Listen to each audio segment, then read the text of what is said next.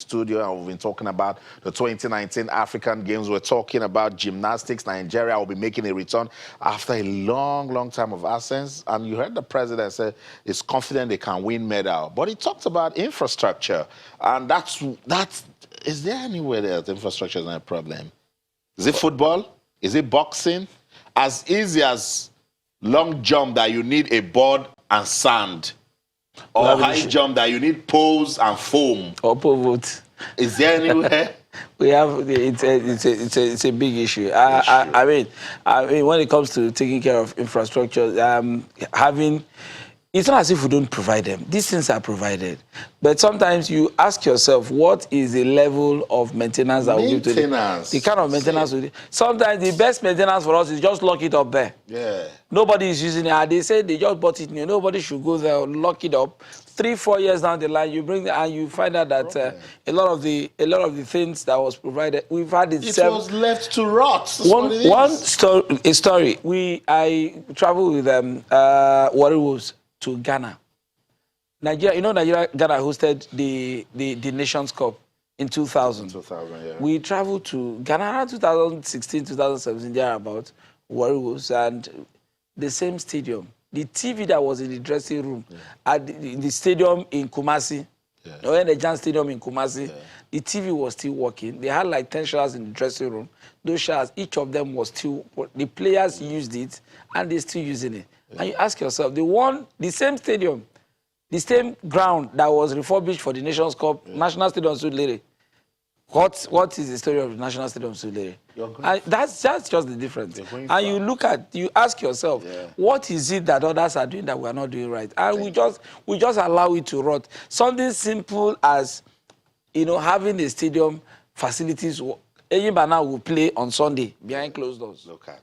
Behind closed doors. Because of what? Floodlights. Behind closed doors. The pitch is good, Alfred.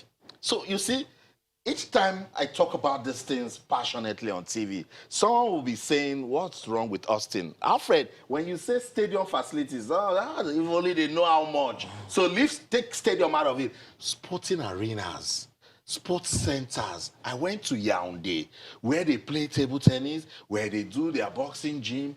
It's a sporting arena. In Lagos, it is still the Testing Balogun Indoor Sports Hall that we use to organize most of our events. Was that not where they did badminton? Was that not where they did table tennis? As everybody is. Ropac is the only place that you can even say, but in what state is it? So if we are not building the billions that stadium will cost, how about sporting facilities, sporting arenas? Something small and functional. Allow people, come there. Because the moment those big events. That's the Abuja National Stadium. That's the Abuja National Stadium. And sometimes you ask yourself, this place was described as state of the art, world class. A lot of money. What happened? This is it when it was just launched. That was the pitch. That was the stadium. But now you go look at it. So we're saying these things so that persons involved, we know that we will not stop talking about it. The National Stadium in Surulere, Lagos have been left to rot. This is the stadium in Enugu. It looks good from a distance, but when it rains, the problems are exposed. If it rains, it takes the same shape as Magege Township Stadium. Oh. So, Honorable Minister for Youth and Sports. There's so much to do. There's a lot to be done. Infrastructure development, very, very important. I'm sure when you hear Old Trafford, look, just the name of the stadium, it gives you an identity. That's branding. Say you're going to the San Siro. You can't say you're going to National Stadium. Which of them? Which of them? And in what state? Ministers have come and gone. The new minister was at the MK Abiola Stadium today. So, new minister, don't be like the rest. That's the first thing they do. But he did something different. He asked for the blueprint, the master plan of the stadium. So let's go back to the structure and see if we're to start again, we'll go back to the very foundation and start doing things. And I think that's it, right? That's where to start. But let's give the benefit of the doubt. We've had several ministers visit the National Stadium. We have several ministers come through asking where was this is what we're going to do. Credit to Dalong last time, the National Stadium swimming pool that was left for so many years. I mean, he tried as much as that place was brought back to life. But with the member of the national team. That is one. That is what I met a journalist in I think Gabon, who was when he knew I was from Nigeria, we got talking. He said, you know, the day people stop being afraid of playing the Super Eagles of Nigeria is when we stop playing at the National Stadium in Sweden. That place was like a cauldron. He's come with so many teams in Israel. The moment the fans and the way the stadium is built, it just sends chills down the spine of opening. But we've allowed it to, perhaps maybe political consideration or just the usual mantra, lack of funds. But I know that there are people who have bigger facilities like this somewhere else, especially on the continent. Al Ali for this season. Thank you. Al Ali, big club, big facilities. They launched a new dressing room. God bless you. It was all over the social media. It's not as if the old one was bad, but they needed to do something different, something new. Do you know why I'm blessing you? We've stayed around Africa. You mentioned Kumasi. You've mentioned Al Alina in Egypt. I mentioned Yaoundé, Cameroon. So somebody will not say, Austin, do you know what they've done in Spain? Do you know we are in Africa, and we're saying that these things can be done. African countries are doing it. Why not Nigeria? So that's where we will not stop. Just in case someone thinks we will stop. No, there's no way. The gymnastic president just said it now. Gymnastics alone can give you close to 30 to 40 medals at the Olympics. I told you China will just go and say we'll take 20, 25 out of gymnastics. And Nigeria will not take one. The major problem, infrastructure. The little kids that went to Pretoria came back last week, they were begging on national TV, telling the president that we are happy we're doing this thing. I'm glad the minister saw a little girl, one of the girls that went to Pretoria, and he also loved the fact that we have young talent. China, we have 7, 8, 9. They say they are ready to compete. Can't you remember one time that the IOC said, no, they are too young. They are working. Yeah, I mean, it's a way of life for them. And for us, I think we start emphasizing that sport is not when you get to 15, 16 that you really, get to the top of your game. We have to start early. And a sport like gymnastics is a sport that you have to really start early, like the president did mention. It's fraught with a lot of risk. It's a very risky. So if you don't have that level of competence to operate at that level, it becomes difficult. I think that, like you said, setting the agenda for the sports minister. Honorable, there's so much to be done. And I think I just want to hope that you hit the ground running and, of course, ensure that these issues, not the basics, we don't want the like Austin, you did say, not comparing to England, Spain, or no. We've seen it done, replicated African continent. The African teams, we are going for championships. You said Nigeria, no fun to travel. You go to the competition, you see Togo, you see Benin Republic, you see Mali. Ghana, everybody attending the same championship that Nigerian teams qualified for. Then you hear qualified for, but can't attend. Okay. The minister has been busy, so let's check on his itinerary again and see what he's been doing. Today, he tweeted, let's see if we have some of those tweets, that he inspected the MKO Abiola Stadium facilities. And according to him, I saw assets that hold so much potential. We shall invest in getting the most urgent and important facilities to optimum use in the nearest future. That's the Sunday diary running there. He said, I praise the commitment and patriotism of staff of the Ministry of Youth and Sports Development. They have done their best under incredible circumstances. As a team, we will sharpen the mandates of the ministry. So he needs to come out and tell us the mandate clearly again so that we get to understand it. One of the games I dabble at is Scrabbles. So it was an honor to meet the Moses Peter, the current world #2 player, current African champion, and national champion, the ongoing national Scrabble championship. And it says deserves more media coverage and support as do other sports. It mustn't stop.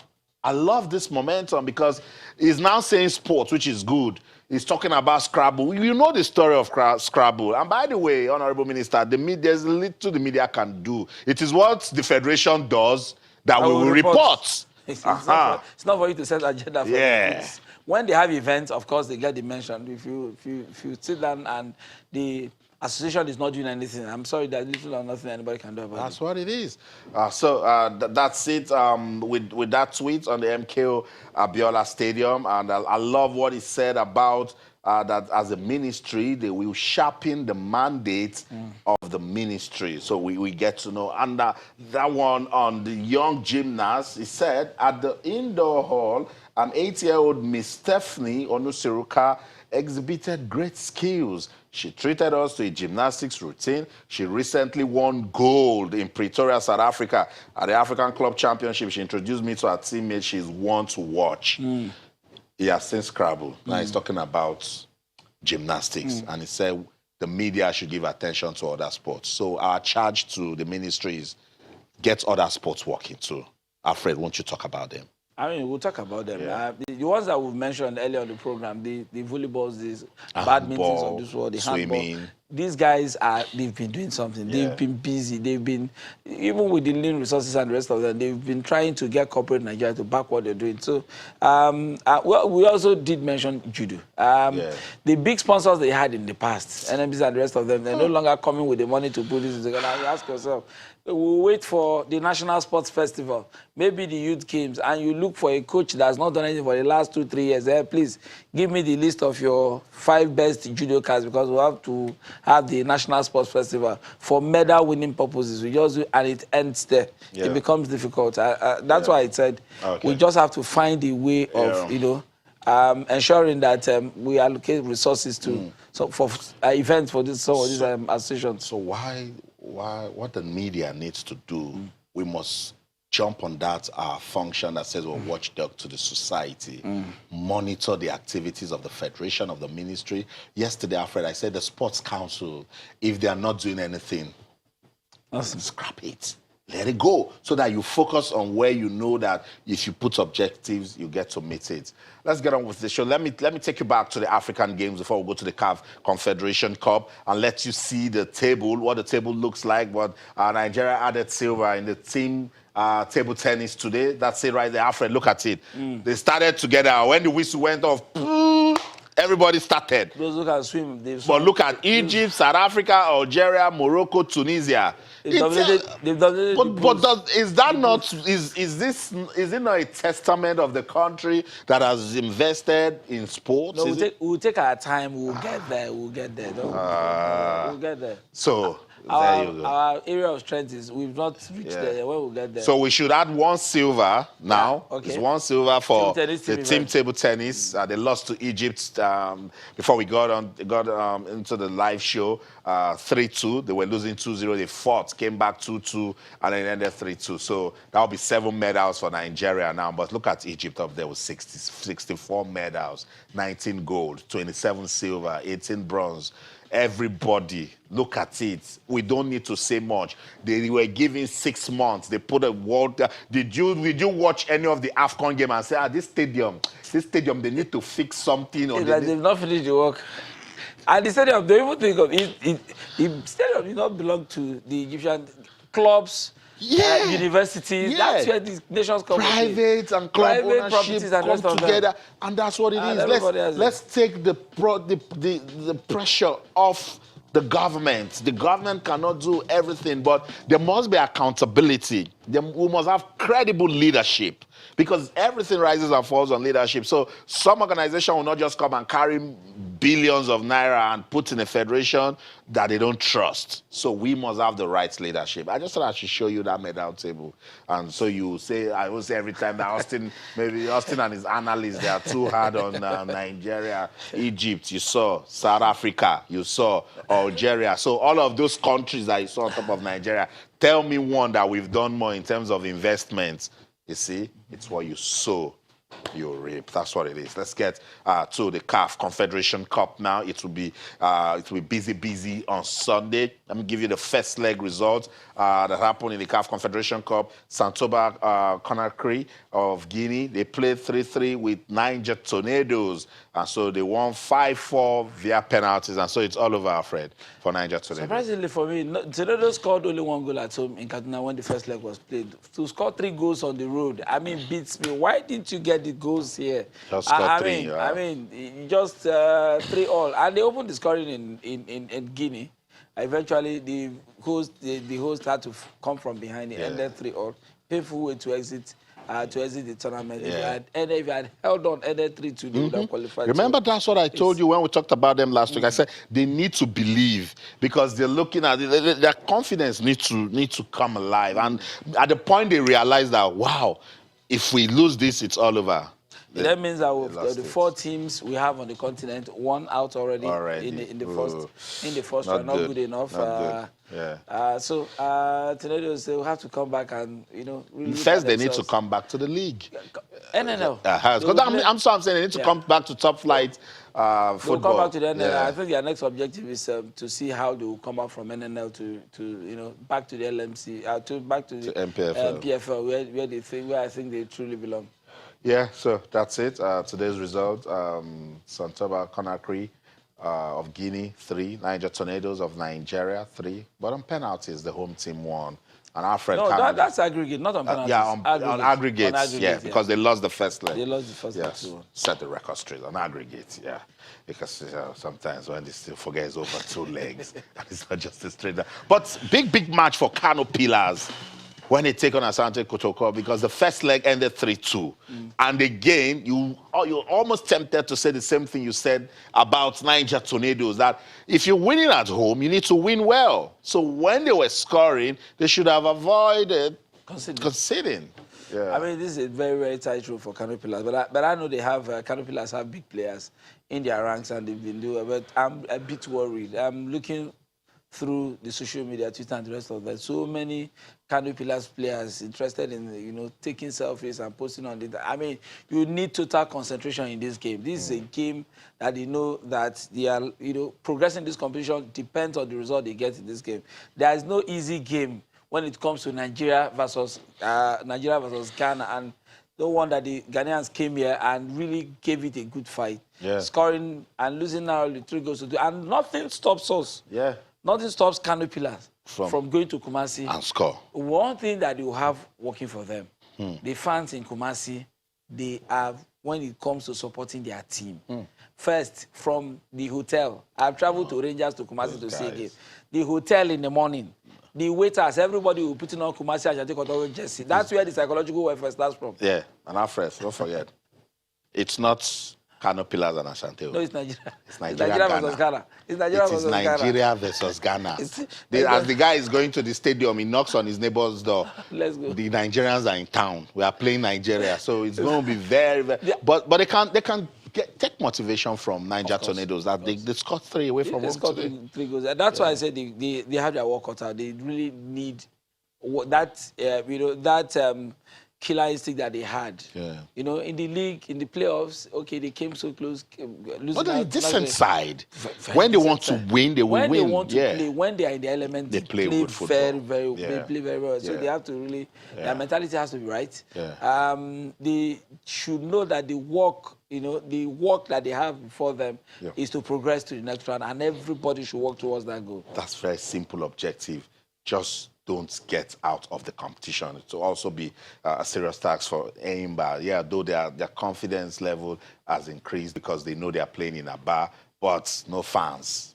So, but we're taking on Raimo of Burkina Faso. We're rooting for Nigerian teams. Let's see what they can do. Let's go on this quick break. When we come back, I'll give you updates coming from the camp of the Super Falcons, tell you what's going on with Nigeria's Super Eagles players. And of course, if we've got some time, talk about Arsenal and Liverpool. Don't go anywhere. Stay.